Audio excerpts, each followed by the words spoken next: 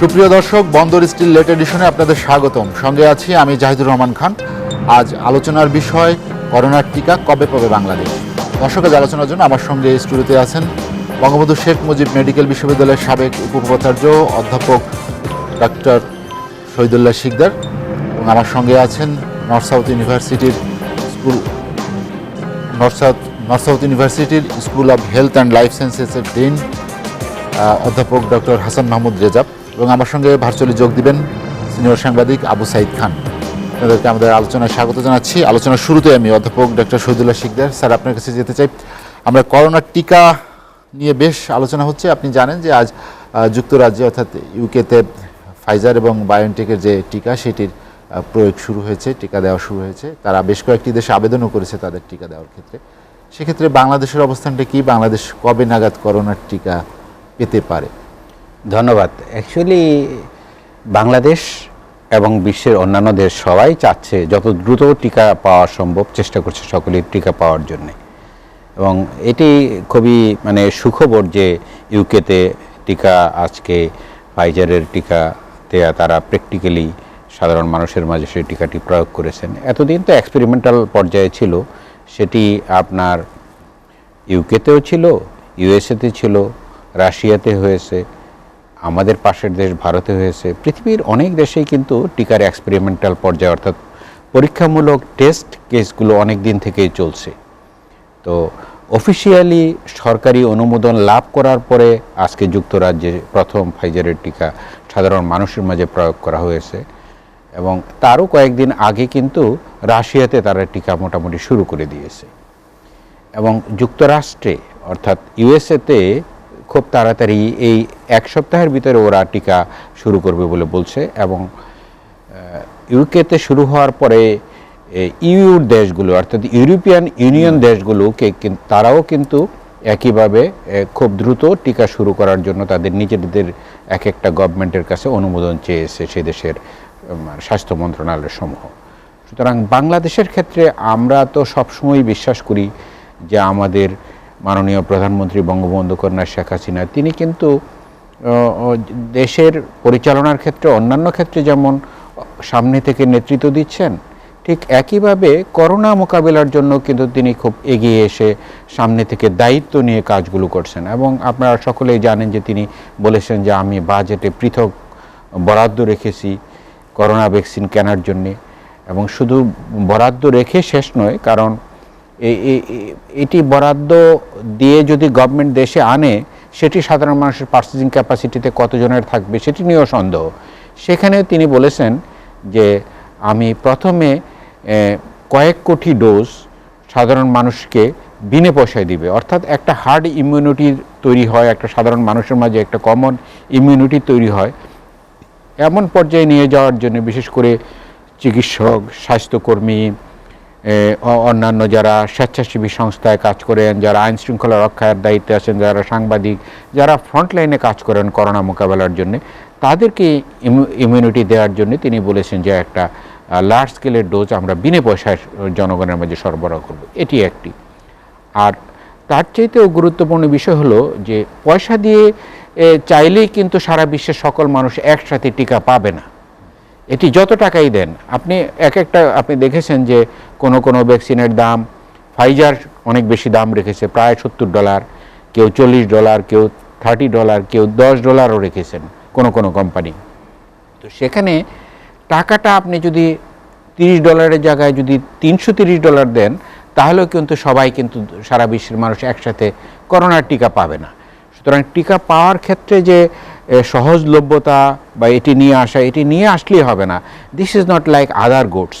এটির একটা cold chain maintain করতে হবে, এফিকেসি মেনটেন করতে হবে, প্রপার ডিসপোজ করতে হবে, প্রপার ওয়েতে ভ্যাকসিনেট করতে হবে, যার যেই ডোজটা লাগবে তাকে সেই ডোজটা দিতে হবে, এনশিওর করতে হবে। সুতরাং এই যে টোটাল সিস্টেমটা এটি মেনটেন করার জন্য একটি ব্যবস্থাপনা দরকার। মাননীয় প্রধানমন্ত্রী সেটিও বলছেন যে তিনি প্রায়োরিটি বেসিসে যেখান থেকে টিকা পাওয়া যাবে, whatever might be the identity, it may be from UK, অক্সফোর্ডের ভ্যাকসিন হতে পারে, যেটি আমাদের পাশের দেশ ভারতে সেরাম ইনস্টিটিউট যেটি তৈরি করছে পুনেতে, আমি সেরাম ইনস্টিটিউট ভিজিট করেছি, আমি দেখেছি যে সেরাম ইনস্টিটিউটে যেই মানে ওদের যে উৎপাদনের জায়গাটা, দিস ইজ সো নাইস এবং সায়েন্টিফিক্যালি সো সাউন্ড সিস্টেম, যে এখানে আপনার রিয়েল সেন্সে করোনার বা অন্য কোনো ভ্যাকসিন বলে মানে একটা ইন্ডিভিজুয়াল একটা রোগের ভ্যাকসিন নয়, আসলে বিষয়টা হলো ভ্যাকসিন এমন একটি মানে সেন্সিটিভ বিষয় যে এটি যারা তৈরি করবে তাদের গায়েও কিন্তু হয়ে যেতে পারে। আপনি দেখেছেন ইউহানে অ্যাক্সিডেন্ট হয়েছে যারা চিকিৎসা কাজে ছিল, এবং এর আগে কানাডাতে হয়েছে, ল্যাবরেটরিতে যারা কাজ করে তাদেরও হয়েছে। সুতরাং এই সেরাম ইনস্টিটিউট খুব ভালো একটা ওয়েল অর্গানাইজড ইনস্টিটিউট, সেখানে উৎপাদন ক্যাপাসিটিও অনেক বেশি, যেটি অনেক উন্নত দেশেও এত ক্যাপাসিটির নেই, কারণ এরা এটা লার্জ স্কেলে বাণিজ্যিক ভিত্তিতে উৎপাদন করছে। সুতরাং বাংলাদেশের জন্য তুলনামূলকভাবে লার্জ স্কেলে পাওয়ার জন্য সেরাম ইনস্টিটিউটের সাথে ইতিমধ্যেই আমাদের স্বাস্থ্য মন্ত্রণালয়ের মাননীয় প্রধানমন্ত্রীর নির্দেশে তারা কিন্তু সেই কাজটি করেছেন, আলাপ করেছেন। সুতরাং আমি বিশ্বাস করি যে সেরাম ইনস্টিটিউট থেকে যদি আমাদের দেশ করোনার ভ্যাকসিন পায় তাহলে সেটি তুলনামূলকভাবে সহজলভ্য হবে এবং বাল্ক অ্যামাউন্ট পাওয়ার জন্য এটি আমাদের জন্য সুবিধাজনক হবে। অন্য দিক থেকে যদি সেরাম ইনস্টিটিউটের ভ্যাকসিন পেতে দেরি হয় তাহলে আমি নিজেও সেই প্রক্রিয়ার সাথে প্রাথমিক আলোচনার সময় আমি ছিলাম, আমি স্বাস্থ্যমন্ত্রী মহোদয়ের সাথে আলাপ করেছি এবং স্বাস্থ্যমন্ত্রী মহোদয় মাননীয় প্রধানমন্ত্রীর সাথে আলাপ করেছেন যে রাশিয়াতে যখন স্পুটনিক 5 যখন ওরা প্রথমে এক্সপেরিমেন্টাল পর্যায়ে নিয়ে আসছে, সেই সময় কিন্তু বাংলাদেশে নিযুক্ত যে রাশিয়ার রাষ্ট্রদূত তিনি বলেছিলেন, কারণ আপনি জানেন যে মহান মুক্তিযুদ্ধে 71-এ রাশিয়া ভারতের পরে যেই দেশটি বাংলাদেশের মুক্তিযুদ্ধে অল আউট সমর্থন দিয়েছে সেটি হলো রাশিয়া। কাজে রাশিয়া আজকে আমাদের করোনার দুর্দিনে রাশিয়ায় এগিয়ে আসতে চায় এবং তারা বলেছে যে আপনাদের কি অ্যামাউন্ট ভ্যাকসিনে আপনারা কতটুকু ইন্টারেস্টেড, কত অ্যামাউন্ট চান, সেই বিষয়টা আমাদেরকে জানাইলে ভালো হয়। এবং আমাদের রাষ্ট্রদূত যিনি আছেন মিস্টার কামরুল, তিনি একজন ইঞ্জিনিয়ার, রাষ্ট্রদূত আছেন মস্কোতে, ওনার সাথে আমার আলাপ হয়েছে, ওনারও they are all are very much interested এবং খুব কোর্ডিয়ালি কাজ করছেন ভ্যাকসিনটা পাওয়ার জন্যে। এবং এর বাইরে যুক্তরাষ্ট্র হোক, যুক্তরাজ্য হোক, যেখান থেকেই বাংলাদেশ দ্রুত পাবে সেটি কিন্তু নিয়ে আসার জন্য বাংলাদেশ সেই বিষয়টার ব্যাপারে আগ্রহী এবং অবশ্যই সেখানে কোনো অবস্থাতেই সেফটি এবং সিকিউরিটির সাথে কম্প্রোমাইজ না করে সেই বিষয়টি খেয়াল রাখতে হবে। অর্থাৎ মানের দিক থেকে নিম্নমানের ভ্যাকসিন আনা যাবে না এবং সেটি যেন কাজ করতে যেয়ে কোনো সাইড ইফেক্ট, কোনো বড় ধরনের অ্যাডভার্স ইফেক্ট তৈরি করে, অর্থাৎ অনাকাঙ্ক্ষিত ইফেক্ট এমন যেন না হয় মানুষের। আপনি করোনা ভ্যাকসিন দিচ্ছেন কেন? স্বাস্থ্য সুরক্ষার জন্য। সুতরাং স্বাস্থ্যের অন্য কোনো ক্ষতি হবে এমন কোনো রিস্কি কোনো উপাদান আপনি কারো হেলদি মানুষের গায়ে ভ্যাকসিনেট করতে পারবেন না, সেই বিষয়টিও আমাদেরকে লক্ষ্য রাখতে হবে। অধ্যাপক ডক্টর শহীদুল্লাহ শিকদার, আপনার কাছে আবার আসবো আমি। অধ্যাপক ডক্টর হাসান মাহমুদ রেজা, যেটি শহীদুল্লাহ শিকদার বললেন, আমরা শেষ কথা থেকে যদি ধরি যে এমন কিছু কিছু মানব দেহে দেওয়া যাবে না যেটি মানুষের আরও শারীরিক সমস্যা তৈরি হয়। এখনকার যে ভ্যাকসিনের কথা বলা হচ্ছে, করোনা চিকিৎসার ক্ষেত্রে যে ভ্যাকসিন প্রয়োগ হবে সেটি আসলে কতটুকু নিরাপদ, বা যে প্রক্রিয়ার মধ্য দিয়ে আমরা পাবো সেটি আমাদের দেশের জন্য আসলে কতটা নিরাপদ হবে? ধন্যবাদ, যুক্তিসঙ্গত প্রশ্ন। একটু বলি যে ভ্যাকসিন তৈরিতে আমাদের পূর্ব অভিজ্ঞতা যদি আমরা একটু দেখতে চাই তাহলে একটা ভ্যাকসিন তৈরিতে 30 বছর, 28 বছর, 15 বছর, 10 বছর সময় লাগে। তো এই কোভিড-19-এর বেলায় ওয়ার্ল্ড কমিউনিটি মোটামুটি একটা এস্টিমেট করেছিল যে তারা 18 মাসের মধ্যে এই ভ্যাকসিনটি ডেভেলপ করবে। অবশ্যই এর পেছনে কিছু যুক্তি আছে যে এই ভ্যাকসিন প্রথমবারের মতো এবার mRNA টেকনোলজি ব্যবহার করে তৈরি হচ্ছে। mRNA টেকনোলজি ভ্যাকসিন তৈরির ক্ষেত্রে বা মানবদেহে ব্যবহৃত হবে সেই ভ্যাকসিনের বেলায় নতুন হলেও এটি কিন্তু 1 দশকেরও বেশি সময় ধরে এটার উপর অনেক ধরনের গবেষণা চলছে। এর আগে জিকা ভাইরাস, ইবোলা ভাইরাস, এমনকি ফ্লু ভাইরাসের এগেনস্টে যে ভ্যাকসিন তৈরি হচ্ছে সেক্ষেত্রেও mRNA টেকনোলজি ব্যবহার করার জন্য বিজ্ঞানীরা চেষ্টা করেছে। তো সেই টেকনোলজি ব্যবহার করে এইবার অতি দ্রুততম সময়ে কিন্তু আমরা ভ্যাকসিনটা তৈরি করেছি।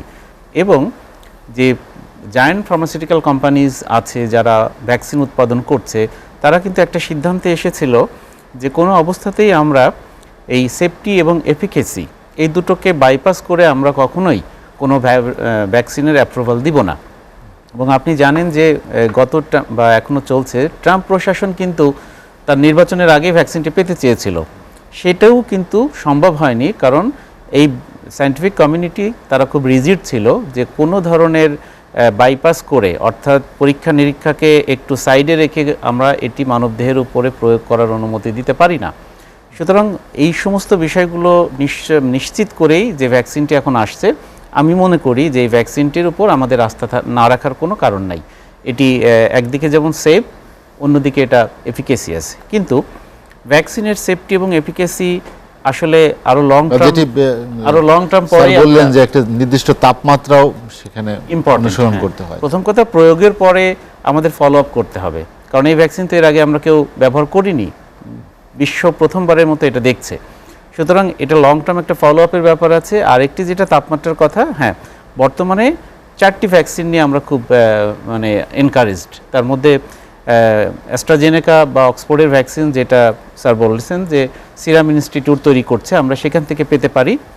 এবং আপনি জানেন যে মাননীয় প্রধানমন্ত্রীর এই যে বিচক্ষণতা, সেটার কারণেই কিন্তু আমরা কোভ্যাক্সের সদস্য হয়েছি এবং সিরাম ইনস্টিটিউট থেকে 6,80,00,000 ডোজের পাওয়ার একটা নিশ্চয়তা আমাদের কাছে এসেছে। On the other hand, Beximco pharmaceutical কিন্তু এটা ছাড়াও আরও 3 কোটি ডোজ পাওয়ার ব্যাপারে সিরাম ইনস্টিটিউটের সাথে চুক্তিবদ্ধ হয়েছে। সুতরাং ঠিক অ্যাজ অফ টুডে যদি আমরা চিন্তা করি, যখনই অ্যাস্ট্রাজেনেকা এই ভ্যাকসিনের অনুমতি পাবে, তখনই অতি দ্রুত সময়ে, আমরা আশা করছি যে বাই নেক্সট 6 মান্থস হয়তো অনুমোদন পাওয়ার পরে আমরা এই ভ্যাকসিনগুলো হয়তো আমাদের দেশের জনগণের জন্য আমরা পেয়ে যাব। আর মডার্নার ভ্যাকসিন কিংবা ফাইজারের ভ্যাকসিনের বেলায় দুটো সমস্যা আছে। একটা হচ্ছে তাপমাত্রা, যেমন ফাইজারের ভ্যাকসিনের আইডিয়াল টেম্পারেচার ফর স্টোরেজ এটা হচ্ছে -94 ডিগ্রি, কিন্তু এটা -70তেও লেখা যাবে। কিন্তু এই -70 ডিগ্রি টেম্পারেচার মেনটেন করা বা এই ফ্যাসিলিটি ডেভেলপ করা কিন্তু সহজ ব্যাপার না। এখানে যেমন সময়ের ব্যাপার আছে, ইকুইপমেন্টের ব্যাপার আছে, এটা মেনটেন্যান্সের ব্যাপার আছে, আবার ট্রান্সপোর্টেশনও আর একটা সমস্যা। ফলে ফাইজারের ভ্যাকসিনটা যদিও ইউরোপ কিংবা আমেরিকা বা উন্নত দেশ ব্যবহার করবে, সেটা আমার মনে হয় বাংলাদেশ সহ এই মিডল ইনকাম কান্ট্রি কিংবা ট্রপিক্যাল কান্ট্রিজের জন্য এটা একটা সমস্যা হবে। অন্যদিকে মডার্নার ভ্যাকসিনটা -20-তে রাখা সম্ভব, এবং বাংলাদেশের যে ইনফ্রাস্ট্রাকচার এখন আছে তাতে আপনি জেলা পর্যায়ে এই ভ্যাকসিন কিছুটা সংরক্ষণ করা যায়, কারণ আমাদের জানেন ইপিআই যে প্রোগ্রামটা, সেটা আমরা খুবই সাকসেসফুল, এবং সেই প্রোগ্রামে অন্তত সারা বিশ্বেই 20টির মতো ভ্যাকসিন বিভিন্ন রোগের প্রতিষেধক হিসেবে ব্যবহৃত হচ্ছে। তো সেই চ্যানেলটা আমরা এখানে কাজে লাগাতে পারি। সাথে সাথে বিভিন্ন ফার্মাসিউটিক্যাল কোম্পানি তারা যে ভ্যাকসিন বিজনেস করছে বাংলাদেশে, সেই চ্যানেলটাও আমরা ফর দি টাইম বিং এই স্টোরেজ এবং শিপমেন্টের জন্য কাজে লাগাতে পারি। এইভাবে যদি করি, তাহলে আরেকটা জিনিস মাথায় রাখতে হবে, সব ভ্যাকসিন কিন্তু একবারে বাংলাদেশে আসবে না। সুতরাং আমাদের পরিকল্পনা যে সবাইকে একবারে দেওয়া সম্ভব না। জি জি, তাতে যে যতটুকু আসবে দ্রুত যদি আমরা বিতরণ করে ব্যবহার শেষ করে ফেলতে পারি, তাহলে পরবর্তী লটের যে ভ্যাকসিনগুলো আসবে সেগুলো আমরা ভালো করে সংরক্ষণ করে রাখতে পারবো। এভাবে আমাদের আগাতে হবে। হাসান মাহমুদ রেজা, আপনার কাছে আবার আসবো আমি। আমাদের সঙ্গে ভার্চুয়ালি যোগ দিয়েছেন সিনিয়র সাংবাদিক আবু সাইদ খান। আমি আবু সাইদ খানের কাছে যেতে চাচ্ছি। আপনি শুনতে পাচ্ছেন?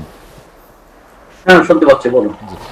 আমরা আলোচনা করছিলাম যে করোনার টিকা কবে পাবে বাংলাদেশ। আপনি জানেন যে ব্রিটেনে আজ থেকে ফাইজার এবং বায়োনটেকের টিকা সাধারণ মানুষের মধ্যে প্রয়োগ শুরু হয়েছে।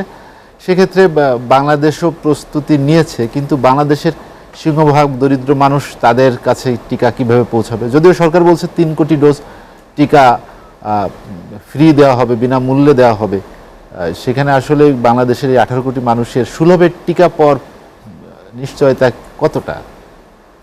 একটা হচ্ছে যে বাংলাদেশের টিকা মানে এটা বিক্রি করতে হবে, মানুষ কিনে নেবে, এটা সম্ভব না। বাংলাদেশের যে বাস্তবতা, বাংলাদেশের অর্থনৈতিক অবস্থা, তাতে এটা সম্ভব না। বাংলাদেশের জনগণকে টিকা বিনামূল্যে সরবরাহ করতে হবে, এর কোনো বিকল্প নেই। এই সিদ্ধান্তে প্রথমত উপনীত হওয়া দরকার। তবে সেই ক্ষেত্রে তো আমার মনে হয় যে বাজেটে একটা টাকা তো বরাদ্দ আছে, বিশ্বব্যাংকও ও সহায়তার হাত বাড়িয়েছে, অতএব টাকাটা সমস্যা নয়, এখানে সিদ্ধান্তের তুলকার ব্যাপার। আর একটা হচ্ছে যে ফাইজারের টিকা কিংবা আমেরিকার যেসব টিকাগুলো, যেটা আমরা -70 তাপমাত্রায় রাখার কথা বলা হচ্ছে, সেটা তো বাংলাদেশে সেই সেটা কতটুকু সম্ভব আমার কাছে মনে হয় না। আমি এই ব্যাপারে বিশেষজ্ঞ না, আমার কাছে খুব বাংলাদেশের অবকাঠামো সম্পর্কে সুস্পষ্ট ধারণা নেই, তবে তারপরে যতটুকু ধারণা আছে আমার মনে হয় এটা সম্ভব না। এবং এটাকে ক্যারি করা, এক জায়গা থেকে আরেক জায়গায় নিয়ে যাওয়ার যে ট্রান্সপোর্ট দরকার, সেই ট্রান্সপোর্টও আমাদের নেই। অর্থাৎ সেই ক্ষেত্রে আমেরিকার দিকে তাকিয়ে কোনো লাভ নেই। হ্যাঁ, অক্সফোর্ডের টিকাটা সেই দিক দিয়ে ভালো ছিল, এবং কিন্তু সেটাও তো জটিল অবস্থা করেছে, যে কারণে যে সিরাম ইনস্টিটিউটের মাধ্যমে যে অক্সফোর্ডের টিকা আসার কথা ছিল, সিরাম ইনস্টিটিউটও হতাশ হয়েছে। তারা বরং এখন রাশিয়ান টিকা স্পুটনিক 5 এর দিকে মুখ ঘুরিয়েছে এবং সেটাই তারা নিয়ে আসছে। অতএব সেই জায়গা থেকে আমরা দেরকে রাশিয়া এবং চীনের দিকে তাকাতে হবে, এটা হলো একটা বাস্তব। কিন্তু এখানে পলিটিক্স আছে। আমরা সরাসরি সেই টিকা আনার ক্ষেত্রে এখানে কূটনীতিক এবং পলিটিক্যাল ব্যাপার আছে, যে চীনা টিকা আনার, যদিও আমরা চীনা সাবমেরিন আনার ক্ষেত্রে কোনো বাধা সৃষ্টি হয় নাই, কিন্তু চীনা টিকা আনা, বিশেষ করে এখানে ট্রায়াল দেওয়ার ব্যবস্থা হয়েছিল, সেই ট্রায়ালটা কেন হলো না? চীনা টিকার একটা ট্রায়ালের যে আয়োজন হয়েছিল ICDDRB এর সঙ্গে, কিন্তু সেটা কেন বন্ধ হলো আমি জানি না। সেটা পিছনে কি রাজনীতি এবং কূটনীতি খেলা রয়েছে আমি সেটা এখনো স্পষ্ট না, তবে খেলা একটা যে ছিল এতে কোনো সন্দেহ নাই। তো আমার বক্তব্য হচ্ছে যে জনস্বাস্থ্য হচ্ছে সবচেয়ে বড় বিষয়। আমাদের জাতীয় স্বার্থে টিকা এটা কোন দেশে তৈরি হয়েছে সেটা আমাদের ধর্তব্য বিষয় না, দেখবার বিষয় না। আমাদের জাতীয় স্বার্থ, জনস্বাস্থ্যে কে সামনে রেখে আমাদেরকে সিদ্ধান্ত নিতে হবে। এবং সেই ক্ষেত্রে আমরা সমাজতান্ত্রিক দেশই বলেন আর পুঁজিবাদী দেশই বলেন, এটা আফ্রিকায় বলেন আর এশিয়ার দেশ, আমেরিকায় হোক আর এশিয়ান দেশই হোক, এটা আমাদের বিচার্য বিষয় নয়। আমাদের বিচার্য বিষয় হচ্ছে টিকা পাওয়া, এবং এই পাওয়ার ক্ষেত্রে অগ্রাধিকার দেওয়া এবং চোখ কান খোলা রাখা। কিন্তু সেই ক্ষেত্রে আমরা কিন্তু কোনো সুস্পষ্ট কোনো দেশের সাথে চুক্তিবদ্ধ হয়েছে এমনটা আমাদের জানা নেই। একমাত্র অক্সফোর্ডের টিকা ভারতের মাধ্যমে যেটা ছিল, এর বাইরে কিন্তু অফিসিয়ালি আমরা কিছু জানি না। আনঅফিসিয়াল অর্থাৎ এর বাইরে সরকার কতটুকু কোথায় যোগাযোগ করেছে, কতটুকু অগ্রগতি ঘটেছে, সেটা আমাদেরকে জানানো হয়নি। তো সেটা জানানো দরকার। এবং কোনো কিছুই আজকে পৃথিবীতে গোপন হওয়া উচিত নয়, সবকিছুই প্রকাশ্য হওয়া উচিত। এবং আমাদের কর্তা ব্যক্তিরাও, বিশেষ করে এক সময় স্বাস্থ্যমন্ত্রী বললেন যে সবকিছু আমাদের টিকা রেডি আছে, তারপরে বললেন যে না, ওই তাপমাত্রায় -70 রাখার কোনো ব্যবস্থা নেই, কিন্তু আগে তো বলেছিলেন যে সব ব্যবস্থা রয়ে গেছে। তো এই ধরনের কথাবার্তা আমরা শুনছি, কিন্তু আমার কাছে যেটা স্পষ্ট হওয়া দরকার যে আমাদের টিকা পেতে হলে আমার কাছে মনে হয় যে হ্যাঁ, অক্সফোর্ডের টিকাটা যদি জটিলতা কাটিয়ে ওঠে সেটা আমাদের জন্য একটা বেটার অপশন। তার বাইরে আমরা চীন এবং রাশিয়ার টিকার দিকে নজর বাড়াতে পারি, আমেরিকার দিকে তাকিয়ে বলে কোনো লাভ নেই। যদি সেই টিকা ডেভেলপ করে যে ঠিক আছে এটা -10 কিংবা -20 তাপমাত্রার মধ্যে রাখা যেতে পারে, এই ধরনের ডেভেলপমেন্ট হলে সেটা সময়ের ব্যাপার। তবে আমার কাছে এখনো মনে হচ্ছে বাংলাদেশের মতো দেশের জন্য, বাংলাদেশের জন্য টিকা লস এখনো অনেক দূরের ব্যাপার, এটা সহজে পাওয়ার কোনো ব্যাপার নাই। অতএব টিকাটা জন্য কেবলমাত্র আশ্বাস দিয়ে যেন জনগণ টিকার দিকে তাকিয়ে না থাকে, বরং স্বাস্থ্যবিধি মেনে চলা, অন্যান্য বিষয়ে নজর দেওয়াটা জরুরি বলে আমার কাছে মনে হয়। জি, আবু সাইদ খান, আমরা একটা বিরতি নিব, আপনি আমাদের সঙ্গেই থাকবেন। দর্শক, বন্দর স্টিল লেট এডিশনে নিচ্ছে একটা বিরতি, ফিরবো শীঘ্রই, সঙ্গেই থাকুন।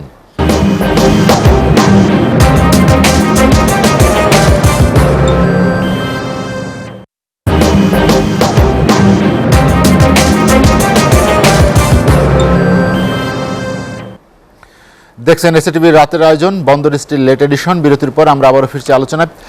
অধ্যাপক ডক্টর শহীদুল্লাহ শিকদার, যেটি নিয়ে আলোচনা করছিলাম আমরা, বাংলাদেশ কবে আসলে করোনার টিকা পেতে পারে সাধারণ মানুষ, যেটি আবু সাইদ খান বললেন যে চীনের একটি ভ্যাকসিন, যেটি সিনোভ্যাক, যেটি ট্রায়াল হওয়ার কথা ছিল, কিন্তু রাজনৈতিক বা কূটনৈতিক দ্বন্দ্ব যেটাই বলি না কেন, সেটা ট্রায়াল আর হয়নি, সেটি তার আশঙ্কা। আসলে কেন আমরা ট্রায়াল দিতে পারিনি? কোনো টিকারই তো ট্রায়াল হয়নি বাংলাদেশে। ধন্যবাদ। অ্যাকচুয়ালি দেখুন, চীনের বিষয়গুলো একটু কমপ্লেক্স বিষয়। What ever might be the thing, এটি একটা খেলনা তৈরির কথাই বলেন, ড্রোন তৈরির কথাই বলেন অথবা ঔষধ আবিষ্কারের কথাই বলেন বা টিকা আবিষ্কারের কথা বলেন, তো ওরা তো একটু অন্যভাবে চলে, একেবারে সেপারেট চিন্তার থেকে নিজেদের কাজগুলো করে। সুতরাং এখানে অনেক সময় বাংলাদেশের মতো একটা দেশ, উন্নয়নশীল দেশ, বা বলতে পারেন যে বাংলাদেশ একটা ডেভেলপিং কান্ট্রি হিসাবে মাননীয় প্রধানমন্ত্রীর নেতৃত্বে একটা পর্যায়ে এসছে। আমাদের প্রত্যাশা অনেক, আমাদের আকাঙ্ক্ষা অনেক, আমাদের একটা ডেমোক্রেটিক এনভায়রনমেন্ট আছে। আমাদের সাংবাদিক বন্ধু যেমন প্রশ্ন করলেন যে তিনি জানেন না অজ্ঞাত কারণ, এই প্রশ্নটা আপনিও করলেন, হয়তো এই প্রশ্নটা আমার মনেও আছে। এমনকি আমার ধারণা যারা ট্রায়াল করার জন্যে মাঠে নেমেছিলেন তাদেরও অনেকের প্রশ্ন, কিন্তু কথাটা হলো যে খোদ চায়নাতে এটা শুরু হয়েছে কিনা, ওরা পারছে কিনা। আপনি দেখেন যেটি রাশিয়া বলছে যে আমরা একটা ইফেক্টিভ ভ্যাকসিন আবিষ্কার করেছি, আমরা এটা মাঠে সাধারণ মানুষকে দেব এখন, যেটা গ্রেট ব্রিটেন বলল, ইউকে আপনি জানেন যে তাদের এখানে স্টার্ট করেছে, এবং তাদের যেটা অক্সফোর্ডের ভ্যাকসিনটা তো তাদের নিজেদের উদ্ভাবিত ভ্যাকসিন, এটি নিয়েও তারা বেশ সম্ভাবনায় আছে, যদিও জটিলতা একসময় দেখা গিয়েছিল, ওভারকাম করেছে বলে আমরা জানি। আর ইউএসএতেও অনেক সময় সমস্যা হয়েছে, সমস্যা ওভারকাম করে এখন প্র্যাকটিক্যালি তারা সাধারণ মানুষের গায়ে সেটি প্রয়োগ করছে। কিন্তু চায়নার ভ্যাকসিন সম্বন্ধে তাদের টেকনোলজি নিয়ে তারা বলছেন যে টেকনোলজিক্যাল সমস্যা মাঝে মাঝে হয়ে যাচ্ছে। এই যে টেকনোলজিক্যাল সমস্যা কি হয়ে যাচ্ছে, বা ট্রায়ালটা বাংলাদেশ কেন পৃথিবীর সব দেশেই চায়। আপনি জানেন বোধহয় যে ব্রাজিলে এবং সাউথ আমেরিকাতে চায়নার অনেকগুলো ট্রায়াল এরিয়া কিন্তু বন্ধ করে দেওয়া হয়েছে, সেখানে মানে সাইড এফেক্ট, অতিমাত্রায় সাইড এফেক্ট আসার কারণে। তো সুতরাং আপনি বাংলাদেশে যদি সাইড এফেক্ট বেশি হয় তাহলে সেই দায়িত্বটা, আপনি তো এখন আর অ্যানিম্যাল এক্সপেরিমেন্ট করছেন না বা ল্যাবরেটরিতে পরীক্ষা করছেন না, আপনি এখন ফিল্ডে ট্রায়াল করছেন সাধারণ মানুষের উপরে।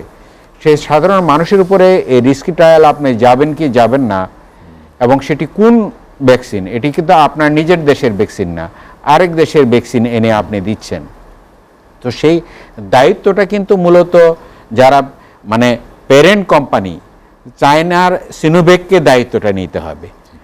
তারা যদি দায়িত্ব নিয়ে বলে যে না এটি কোনো রকম ট্রায়ালে কোনো রকম শারীরিক সংকট তৈরি হবে না, এটার গ্যারান্টি দিতে পারে, তাইলে আমার দেশের এটি গভর্নমেন্ট যেমন সেই দায়িত্বটা নিতে পারে, এটা আইসিডিডিআরবি হোক বা অন্য কোনো সংস্থা হোক, তারাও সেই দায়িত্বটা নিতে পারে। Otherwise it is very difficult, because this is being made by Chinese scientist, এবং এটা তাদের উদ্ভাবিত টিকা। সেটির সাইড এফেক্ট কতটুকুন হবে সাধারণ মানুষের মাঝে, এটি কিন্তু ওরাই বলতে পারবে। সেই মানে শঙ্কার জায়গার থেকে কনফিডেন্স বিল্ড আপের দায়িত্ব কিন্তু প্যারেন্ট কোম্পানির।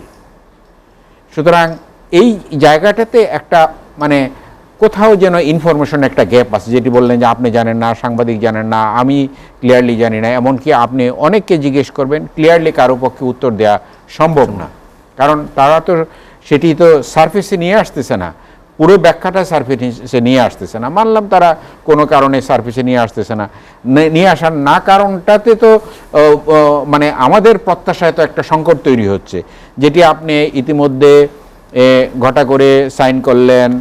সাধারণ মানুষ জানে যে বাংলাদেশে এটার একটা এক্সপেরিমেন্ট হচ্ছে, সেটি যখন প্র্যাকটিক্যাল ফিল্ডে আমরা পাচ্ছি না, তখন মানুষের মাঝে একটা হতাশা আসবে।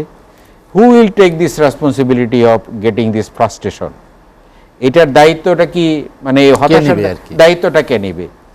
সুতরাং আমি বিশ্বাস করি যে বাংলাদেশ গভর্নমেন্ট, আপনি নিশ্চয়ই স্বাস্থ্যমন্ত্রী মহোদয়কেও শুনেছেন, বিভিন্ন সময় বলেছেন, আমাদের মাননীয় প্রধানমন্ত্রীও বলছেন, প্রধানমন্ত্রী তো বলছেন যে আমি যেখানে ইফেক্টিভ ভালো ভ্যাকসিন পাই সেটা আনবো, কোনো সেখানে কোন দেশে সেটি কোনো সমস্যা না।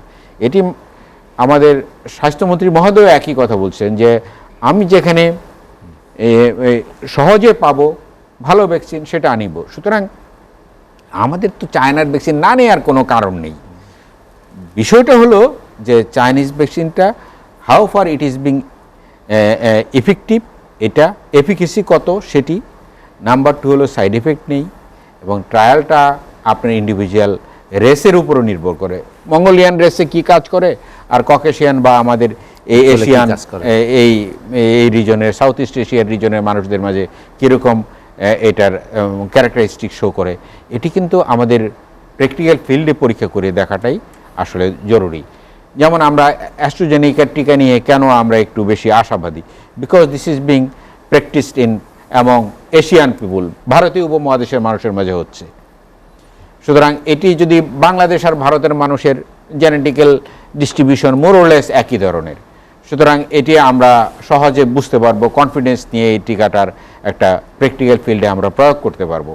সুতরাং এই জিনিসটা টিকার ক্ষেত্রে অবশ্যই, এবং যেটি আমাদের প্রফেসর সাহেব বললেন যে অন্যান্য টিকার 10 বছর 15 বছর 20 বছর 30 বছর লেগে গিয়েছে, কিন্তু এই আমরা করোনা ভাইরাস বা কোভিড-19 বা সার্স ভাইরাস 2 যেটি আমরা বলি, এটি আসলে একটু সুবিধা হয়েছে এই কারণে, যেটি উনি কিছুটা বলেছেন, যে এই সার্স ভাইরাসের এগেনস্টে টিকা আবিষ্কারের জন্য কিন্তু চায়না, রাশিয়া, ইউকে, ইউএসএ সহ জার্মানি সহ অনেক দেশ চেষ্টা করে আসছে অনেক দিন যাবৎ, এবং ইন্ডিয়াও চেষ্টা করছে।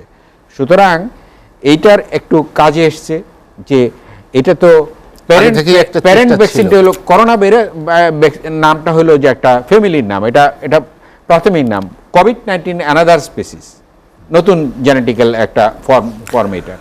সুতরাং এই জেনেটিক্যাল ফর্ম পূর্বের মূল ভাইরাসের একটা না একটা কোনো না কোনো একটা ক্যারেক্টারিস্টিক্স তার মাঝে আছে বলেই সে এই ধরনের রেসপিরেটরি সিনড্রোম। দেখেন করোনা ভাইরাস মূলত রেসপিরেটরি ট্র্যাক্টকে ইনভলভ করে, তো মানে কোভিড-19।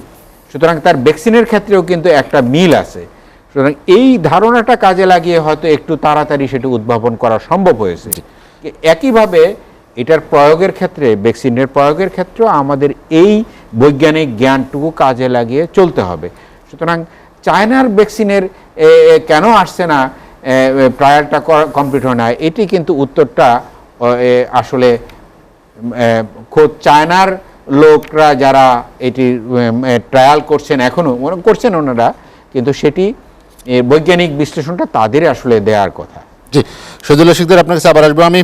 অধ্যাপক ডক্টর হাসান মাহমুদ রেজা, যেটি শহীদুল্লাহ শিকদার বললেন যে কার্যকারিতা এবং যে প্রত্যাশার সংকট বা আস্থার একটা সংকট সেটি থাকে যদি ট্রায়াল না হয়, সেক্ষেত্রে আসলে কোন ভ্যাকসিনটি বাংলাদেশের জন্য, মানুষের জন্য বেশি সুফল বয়ে আনবে, অথবা কোনটার উপর আস্থা রাখা যায়? জি, ভ্যাকসিন নিয়ে কিন্তু বিশেষ করে কোভিড-19 ভ্যাকসিন নিয়ে সারা বিশ্বে এক ধরনের ডিপ্লোম্যাসি চলছে, এক ধরনের রাজনীতি চলছে। সুতরাং রাজনীতির বাইরে থেকে সব কিছু ঘটছে, বা সায়েন্টিফিক কমিউনিটি যা করছে সেটাই হুবহু কোনো দেশ বা কোনো অঞ্চল গ্রহণ করছে সেটি কিন্তু না, এর সাথে অবশ্যই রাজনীতি জড়িত আছে। সাইনোভ্যাকের ভ্যাকসিন নিয়ে যে আলোচনা আমরা শুনলাম, আমি এই প্রপোজালটা প্রথম থেকে দেখেছিলাম। তারা যে ফেজ 1 এবং ফেজ 2 ট্রায়াল আমাদেরকে যেটা শো করেছে, সেই রেজাল্টটা যথেষ্ট এনকারেজিং, বা সেগুলো বিচার বিশ্লেষণ করেই কিন্তু আইসিডিডিআরবি, বিএমআরসি সবাই কিন্তু এটাকে অনুমোদন দেয়, বাংলাদেশ সরকার অনুমোদন দেয়। কিন্তু যেটা হলো না, যে ট্রায়ালটা হওয়া উচিত ছিল আমি মনে করি। কারণ ট্রায়াল হলে কি হতো, যে সরাসরি এই পপুলেশনের উপর এর ইফেক্টটা কি, ভালো না খারাপ, কতটুকু ভালো, সেটা আমরা জানতে পারতাম। সেই জানার সুযোগটা থেকে আমরা বঞ্চিত হয়েছি। ওরা যে কথা একটা ব্যাখ্যা একটু এরকম এসছে, যে সাধারণত ধরেন যে কোনো ভ্যাকসিন যখন মাল্টি কান্ট্রিতে ট্রায়াল হয়, তারা প্রথমে তাদের একটা বাজেট থাকে যে আমি 10টা দেশে করব। এখনও বাংলাদেশে আমার জানা মতে আরও 3-4টি ভ্যাকসিন ট্রায়ালের জন্যে বা অনুমোদন পাওয়ার জন্য অপেক্ষায় আছে। তো এগুলো হচ্ছে যে 10টা কান্ট্রিতে যদি আমি ট্রায়াল করাতে চাই, তাহলে 10টা কান্ট্রির জন্য আমার একটা বাজেট আছে। সেই বাজেটের মধ্যে থেকে আমি যখন প্রপোজালগুলো দিয়ে দেব, ওই কান্ট্রিগুলো যদি আমাদের রেসপন্স দিতে খুব বেশি সময় নেই, তখন দেখা যাবে যারা রেসপন্স আগে করলো তাদের সাথে কিন্তু আমাদের কাজ শুরু হয়ে যাবে। আপনি খেয়াল করবেন সাইনোভ্যাকের ভ্যাকসিনটা কিন্তু বেশ কতগুলো দেশে ট্রায়াল শুরু হয়েছে। তার মধ্যে ব্রাজিল রয়েছে, তার মধ্যে ইউনাইটেড আরব আমিরাত রয়েছে, তার মধ্যে তুরস্ক রয়েছে, তার মধ্যে ইন্দোনেশিয়া রয়েছে, চিলি আছে, সাইবেরিয়া আছে, এই সরি আরেকটা দেশের নাম আর্জেন্টিনাতে হচ্ছে, আর্জেন্টিনাতে আছে। তো সেই সমস্ত দেশে হচ্ছে। এবং আরও একটা কথা বলি, যে সম্প্রতি 1 মিলিয়নের মোর দ্যান 1 মিলিয়ন ডোজেস কিন্তু ইন্দোনেশিয়াতে চলে গেছে। হ্যাঁ, এবং যদিও তারা এখনো অনুমোদন দেয়নি, তবে অনুমোদন পাওয়ার অপেক্ষায় তারা আছে এবং probably they will get the approval sometimes in January. তো তারা কিন্তু প্রস্তুতি নিচ্ছে। আমাদের এই জায়গাটাতে আমি মনে করি যে সেই বাংলাদেশ সরকার বা চাইনিজ সরকার বা যারা এই সংশ্লিষ্ট কর্তৃপক্ষ, তারা যদি আরও একটু বেশি মানে সহানুভূতি বা আরও একটু খুব অ্যাক্টিভ হতেন, তাহলে হয়তো এই ট্রায়ালটা আমাদের দেশে হতে পারত। ঠিক একইভাবে এখনও আরও একটা দুইটা চাইনিজ ভ্যাকসিন ট্রায়ালের জন্য চেষ্টা করছে, একই সাথে ইউরোপিয়ান একটা ভ্যাকসিন ট্রায়ালের জন্য চেষ্টা করছে। তো আমার মনে হয় যত বেশি ট্রায়াল করা যায় তত বেশি কিন্তু আমরা একেবারে চাক্ষুষ কিছু প্রমাণ পাবো যে এই ভ্যাকসিনটা আমাদের জন্য কতটুকু কার্যকর। আর ট্রায়াল যখন চলে তখন কিন্তু এটা আমরা যারা মোটামুটি ট্রায়াল সম্পর্কে একটু জানি তারা জানি যে ফেজ 3 ক্লিনিক্যাল ট্রায়ালে যেহেতু মেনি থাউজেন্ডস পিপলের উপর এটা অ্যাপ্লাই করা হয়, নানা কারণে 2-1 পেশেন্টের মধ্যে একটা বিরূপ প্রতিক্রিয়া আসতে পারে। তখন নিয়ম হচ্ছে এটাকে পজ করে রেখে কারণটা বের করা, এবং সেই কারণটা যদি সরাসরি ভ্যাকসিনের সাথে রিলেটেড না হয় তাহলে কিন্তু আবার চলতে পারে। যেটা ঘটেছে আপনার অক্সফোর্ড ভ্যাকসিনের বেলায় কিন্তু এই ঘটনা ঘটেছে, 2বার ঘটেছে। আবার আপনি জনসন অ্যান্ড ফাইজারের ভ্যাকসিনের বেলাও কিন্তু একবার ঘটেছে। কিন্তু সব কিছু আমরা পার করে একটা রেজাল্ট এসে দাঁড়িয়েছে, এবং বর্তমান যে রেজাল্ট আমরা পেয়েছি সেটা অবশ্যই ভ্যাকসিনের বেলায় অতি আশাব্যঞ্জক। আমরা এই ট্রায়ালগুলো উচিত, কারণ এই প্রবলেমটা তো শুধু বাংলাদেশের না, বৈশ্বিক প্রবলেম। আর বিশ্বটা একটা গ্রাম, একটা ভিলেজ। তো এই ভিলেজের যদি প্রত্যেকটা কর্নারকে আমি ভ্যাকসিনেট না করতে পারি, বা স্যার যেটা বলছিলেন যে হার্ড ইমিউনিটি আনতে গেলেও আমাদের 60 to 80% পপুলেশনকে ভ্যাকসিনেট করতে হবে। ঠিক বাংলাদেশে যে পরিকল্পনা এখন নিয়েছে যে বাংলাদেশের যদি 80% পপুলেশনকে ভ্যাকসিনেট করার পরিকল্পনা কিন্তু বাংলাদেশ সরকারের আছে, এবং বাংলাদেশ সরকার এই ব্যাপারে অনেক বেশি উদারতা দেখাচ্ছে, এবং আমি সেটাকে অবশ্যই মাননীয় প্রধানমন্ত্রীকে আমি ধন্যবাদ এবং সাধুবাদ জানাতে চাই যে ওনার ব্যক্তিগত ইচ্ছে যদি সম্ভব হয় তাহলে দেশের সমস্ত মানুষকে বিনামূল্যে টিকা দেওয়া যায় কিনা। এই ক্ষেত্রে আমার ব্যক্তিগত একটু ওপিনিয়ন একটু আলাদা, যে দরিদ্র বা হত দরিদ্র যাদের ভ্যাকসিন কেনার সক্ষমতা নাই তাদেরকে দেয়া যেতে পারে, কিন্তু যারা একটু উপরের শ্রেণীতে আছে, যাদের আর অর্থনৈতিক ওরকম সমস্যা নেই, তারা কিন্তু একটা সহনশীল পর্যায়ে সহনীয় দামে তারা কিন্তু ভ্যাকসিনটা কিনেও প্রয়োগ করতে পারে। আমার মনে হয় সেখানে খুব যে দোষের কিছু তা না। মূল কথা হচ্ছে যে ভ্যাকসিনের সরবরাহ করতে হবে, ডিস্ট্রিবিউশন করতে হবে, এবং ম্যাক্সিমাম পপুলেশনকে যদি আমরা দিতে পারি তাহলে এই বৈশ্বিক সমস্যা বাংলাদেশ থেকেও যেরকম মোকাবেলা করা সম্ভব হবে, সারা বিশ্ব থেকেই এটা সম্ভব হবে। হাসান মাহমুদ রেজা, আমরা একটা বিরতি নিব। দর্শক, বন্দর স্ট্রিট লেট এডিশনে নিচ্ছে আর একটা বিরতি, ফিরবো শীঘ্রই, সঙ্গেই থাকুন।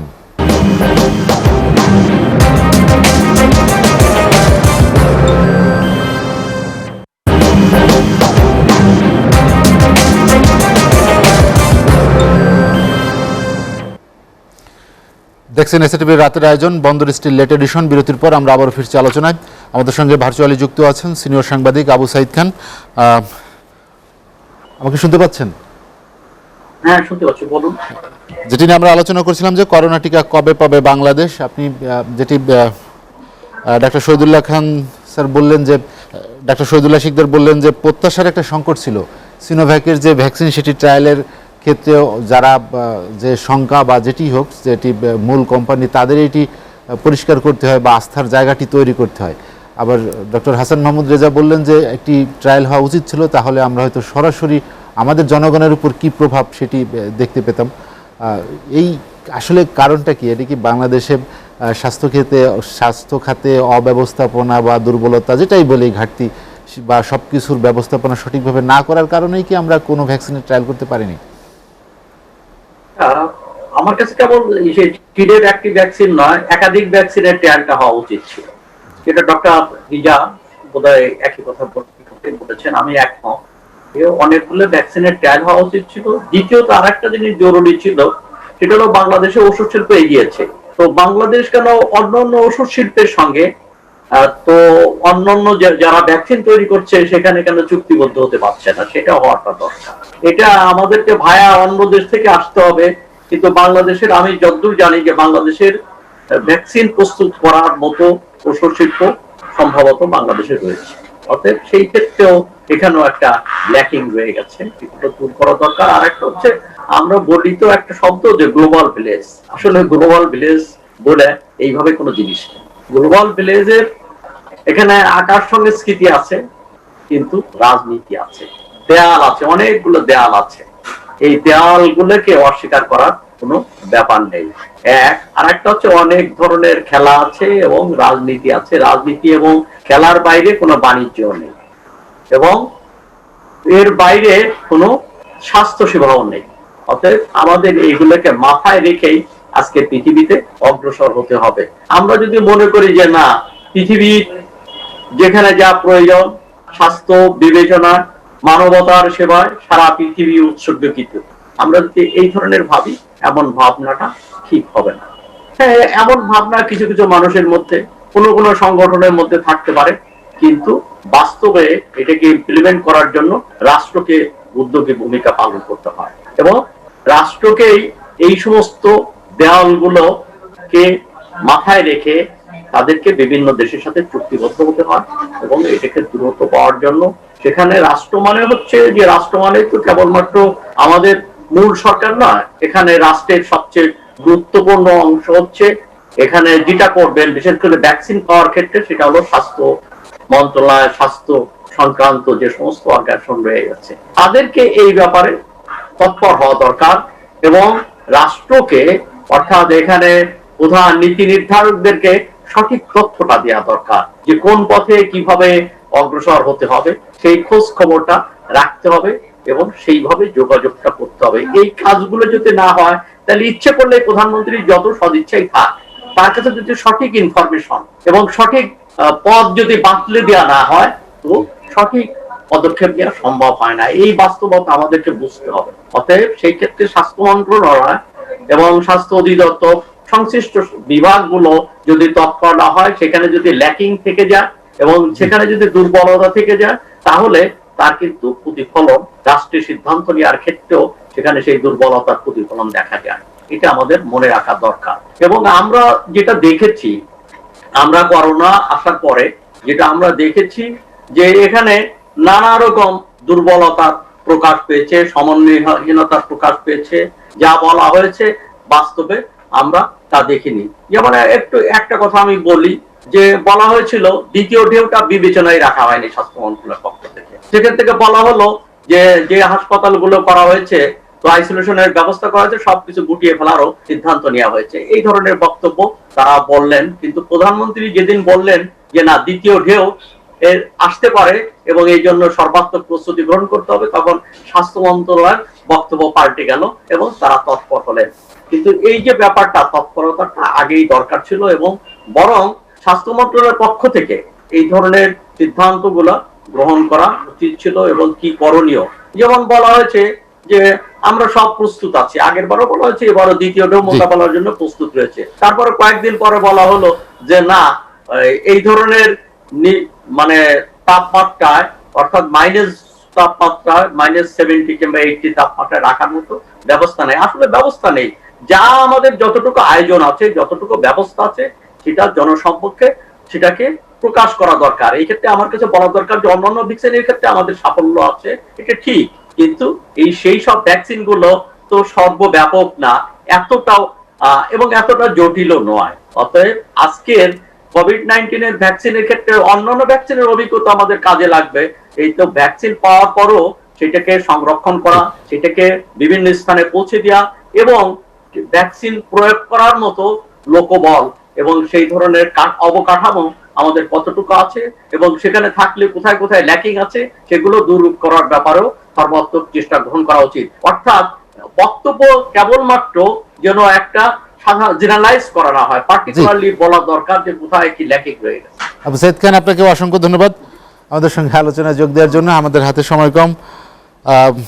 অধ্যাপক ডক্টর শহীদুল্লাহ শিকদার যেটি আবু সাইদ খান বললেন যে আমাদের স্বাস্থ্য মন্ত্রণালয়ের বক্তব্য পর্যায়ক্রমে অনেক সময় পাল্টে গিয়েছে। যখন মাননীয় প্রধানমন্ত্রী কোনো বিষয় গুরুত্ব দেন, তখনই তারা তাদের সিদ্ধান্ত নেন, কিন্তু নিজ থেকে, অর্থাৎ করোনার দ্বিতীয় ঢেউ মোকাবেলার ক্ষেত্রে প্রথম থেকে যখন হাসপাতালের সংখ্যা না কমিয়ে তখন আরও প্রস্তুতি বাড়ানো দরকার, তখন তারা হাসপাতালগুলোকে নন কোভিড করছিলেন। সেই সিদ্ধান্তগুলোকে আসলে বাংলাদেশে করোনার চিকিৎসার ক্ষেত্রে কি কোনো প্রভাব পড়েছে? ধন্যবাদ। বা জনগণের যে আস্থাহীনতা, মানুষ যে হাসপাতালে যাচ্ছে না? ধন্যবাদ। আসলে এটি ঠিক যে ধরেন করোনার বাংলাদেশ বলে নয়, সারা বিশ্বেই করোনার ব্যবস্থাপনার ক্ষেত্রে একটা প্রত্যাশা এবং প্রাপ্তির ক্ষেত্রে একটা দূরত্ব আছে। সাধারণ মানুষ যা আশা করে সেটি কিন্তু কোনো দেশের স্বাস্থ্য মন্ত্রণালয় 100% ফুলফিল করতে পারছে না। এটি খুব ব্যতিক্রমী, হয়তো কিউবাতে হতে পারে, ভিয়েতনামে হতে পারে, কিন্তু আপনি সেটি খোদ ইউএসএতে দেখেন, ফ্রান্সে দেখেন, জার্মানিতে দেখেন, ইটালিতে দেখেন, স্পেনে দেখেন, সম্ভব না। ভারতে দেখেন, বাংলাদেশে দেখেন, চায়নাতে দেখেন, কোনো দেশ পারে না। তাহলে এটা কারণ আছে, কারণ এটার যে ক্যারেক্টারটা করোনার, এটা এত র্যাপিড স্প্রেডিং, এবং অতীতে আপনি ফ্লুও কিন্তু এভাবে স্প্রেড করে না। আজকেও মানুষ মনে করে যে শুধু হাত ধুলে এবং ডিস্টেন্স মেনটেন করলে আর মাস্ক পরলেই যথেষ্ট। এর বাইরেও কিন্তু কিছু কারণ হয়তো আছে, যেটি এখনও পর্যন্ত শেষ কথাটা জানা হয় না এই করোনার ক্ষেত্রে।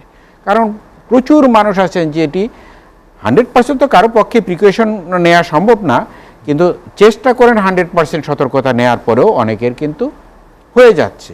তো সুতরাং করোনার এই যে স্প্রেডিং বা ট্রান্সমিশনের ক্যারেক্টারিস্টিক, এটাই আসলে অন্যরকম। সুতরাং আমাদের দেশের মাননীয় প্রধানমন্ত্রী বঙ্গবন্ধু কন্যা শেখ হাসিনা তো চাইবেনই যে আমাদের দেশে 0 ইনসিডেন্স রেট হোক, আক্রান্তের সংখ্যা 0 হোক, মর্টালিটি রেট 0 হোক, এটি তো তিনি চাইবেনই। আমি সেটি বিশ্বাস করি যে স্বাস্থ্য মন্ত্রণালয়ের মন্ত্রী মহোদয় চাইবেন এবং স্বাস্থ্য মন্ত্রণালয়ও চান। এখানে আপনি যেটি বললেন, আসলে প্রথমে আমাদের আইডিসিআর যেভাবে শুরু করেছিল, this was not in true sense একেবারে খুব একটা সায়েন্টিফিক্যালি সাউন্ড মেথডে তারা শুরু করতে পারে নাই। তারা জানে না এটার ব্যাপ্তিটা, গ্রেভিটিটা, ডেপথটা বুঝতে পারেনি, যার ফলে কিছুটা গ্যাপ আমাদের হয়েছে। কিন্তু এরপরে সবাই আসলে চেষ্টা করতেছে। এখন আপনি দেখেন, শুধু বাংলাদেশে নয়, পৃথিবীর বহু দেশে, এমনকি বাংলাদেশে যারা বিদেশিরা, ইউরোপিয়ানরা কাজ করে, তারাও কিন্তু বাংলাদেশের মানুষের চেয়ে আরও বেশি রিলাক্টেন্ট। অনেকে মাস্ক পরে না, অনেকে স্যানিটাইজার ইউজ করে না, বিদেশিরা আমাদের দেশে। সুতরাং বাংলাদেশের মানুষ অনেকে ভয় করছে, অনেকে আবার উদাসীন বলে যে না, আমাদের এখানে তো করোনা নাই, এটা তো বড়লোকের রোগ, অনেকে সেটা বলেন। কিন্তু আসলে গরিবের কি হয় না? গরিবেরও হয়েছে। যারা শ্রমজীবী মানুষ, তাদেরও অনেকের হচ্ছে।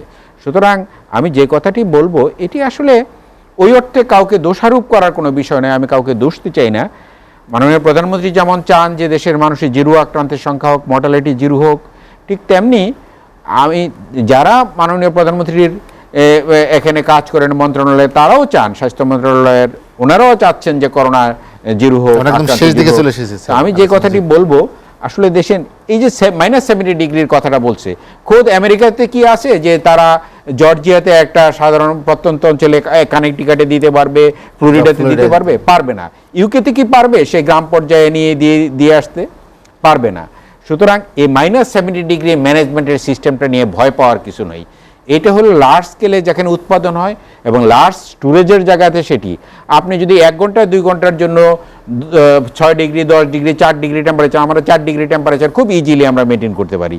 আমাদের যে হাতে বক্সের যেটা ক্যারিং বক্স থাকে মাইনাস, এটাতে 4 ডিগ্রি মেনটেন করা কোনো বিষয়ই না, 6 ডিগ্রি 10 ডিগ্রি পর্যন্ত করা যায়।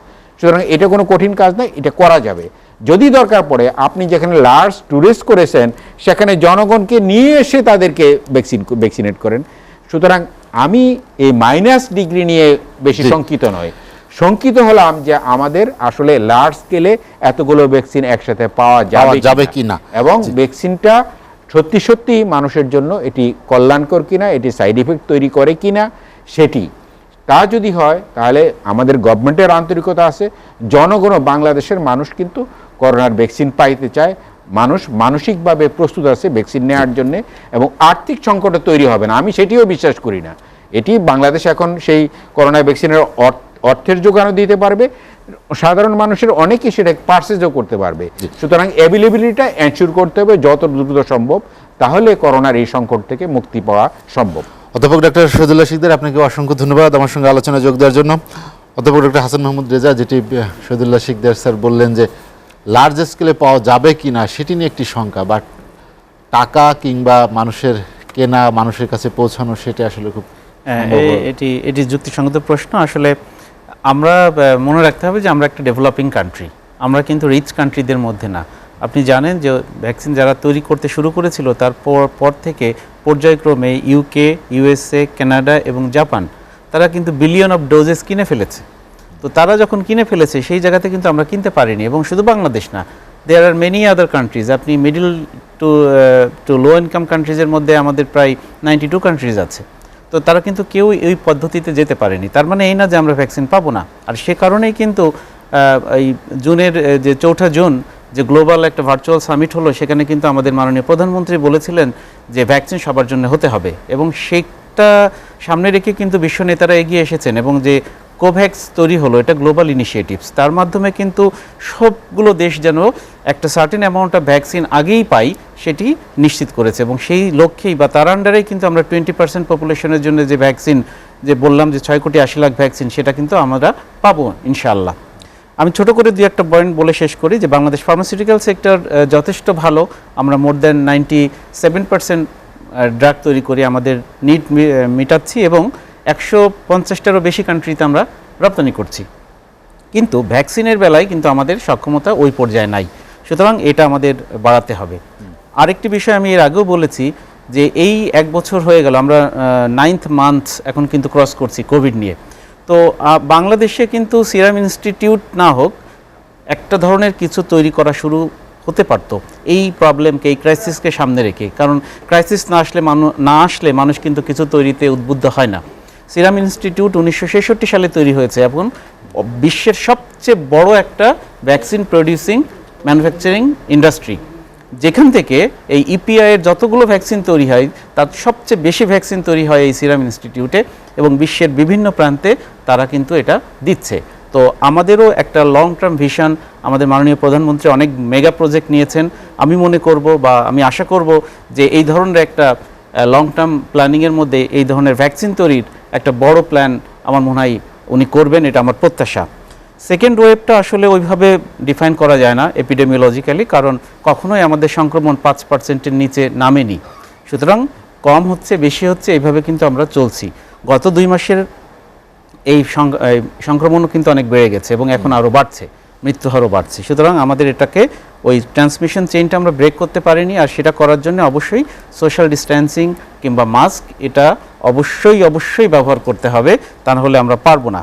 আর শেষে যেটা বলতে চাই, মাননীয় প্রধানমন্ত্রী বা বর্তমান বাংলাদেশ সরকার এই কোভিড-19 ভ্যাকসিন ক্রয়, বিতরণ, স্টোরেজ এবং হসপিটালগুলোকে আরও একটু ইকুইপ করার জন্য এরই মধ্যে 7,000 কোটি টাকা বরাদ্দ করেছে। তার মধ্যে ভ্যাকসিন কেনা হবে 3,500 কোটি টাকা এবং বাকি টাকাটা এই স্টোরেজ কিংবা শিপমেন্ট কিংবা কনসালটেন্সি এগুলোর পেছনে ব্যয় হবে। সুতরাং বাংলাদেশ সরকার যথেষ্ট চিন্তাভাবনা করছে এবং এদেশের মানুষকে সুরক্ষা দেওয়ার সব ধরনের চেষ্টা করছে। এখন আমাদের দেখতে হবে যে ভ্যাকসিনটি আসছে সেটি আসলে কতটুকু কার্যকারী হবে এবং আমাদেরকে কতদিন সুরক্ষা দিয়ে রাখতে পারবে। এই বিষয়গুলো আমাদেরকে অবশ্যই মাথায় রাখতে হবে। অপশন আমাদের রাখতে হবে, আমরা একটা ভ্যাকসিন না, আমরা একাধিক ভ্যাকসিন পাওয়ার জন্য যত ধরনের চেষ্টা আছে সেদিকে আমাদের কাজ করে যেতে হবে। অধ্যাপক ডক্টর হাসান মাহমুদ রেজা, আপনাকে অসংখ্য ধন্যবাদ আমার সঙ্গে আলোচনায় যোগ দেওয়ার জন্য। অধ্যাপক ডক্টর শহীদুল্লাহ শিকদার এবং আবু সাইদ খান, আপনাদেরকেও অসংখ্য ধন্যবাদ। দর্শক জানিয়ে রাখি, বন্দর স্টিল লেট এডিশন পুনঃপ্রচার হয় সকাল 8টায়। আজ এ পর্যন্তই। ভালো থাকুন, সুস্থ থাকুন, এসএটিভির সঙ্গেই থাকুন।